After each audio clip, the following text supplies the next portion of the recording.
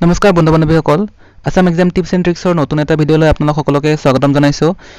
আজি বাতৰি কাকতত টেট আৰু শিক্ষা সন্দৰ্ভত কেইবাটাও গুৰুত্বপূৰ্ণ বাতৰি প্ৰকাশ পাইছে।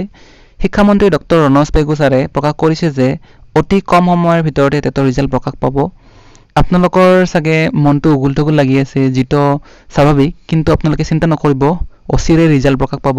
কাৰণ পৰীক্ষা হৈছে যেতিয়া ৰিজাল্ট প্ৰকাশ পাবই। আপোনালোকে seva.org.in ৱেবছাইটত গৈ ৰিজাল্টটো চাব পাৰিব। আপোনালোকে সঘনে seva.org.in ৱেবছাইটটো চাৰ্চ কৰি থাকিব। ইয়াৰ লগতে শিক্ষামন্ত্ৰীদেৱে সদৰি কৰিছে যে যিসকল অপ্ৰশিক্ষিত শিক্ষক আছে তেওঁলোকক কৃষ্ণকান্ত সন্দিকৈ মুক্ত বিশ্ববিদ্যালয়ৰ পৰা অনলাইনযোগে BEd ডিগ্ৰী লোৱাৰ সুযোগ প্ৰদানৰ বাবে ধৰ্মেন্দ্ৰ প্ৰধানক অনুৰোধ জনাইছে, যাৰ ইতিবাচক সঁহাৰি লাভ কৰাটো আমি আশাবাদী।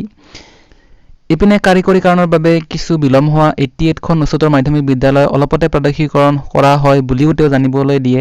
ভিডিঅ'টো ইমানেই আছিলে। ভাল লাগিলে লাইক কৰিব নাপাহৰিব আৰু এনেধৰণৰ ইনফৰ্মেটিভ ভিডিঅ' পাই থাকিবলৈ চেনেলটো ছাবস্ক্ৰাইব কৰিব। ধন্যবাদ।